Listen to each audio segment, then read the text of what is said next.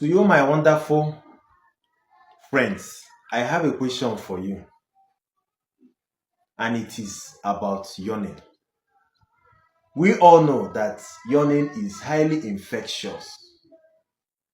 You are with somebody, the individual yawns, you start yawning. Mere seeing somebody on screen, phone screen, television, yawning, you start yawning. Or via call, maybe you are on phone, on call with your parents, your loved ones, and the person yawns, you start yawning. What is responsible for this?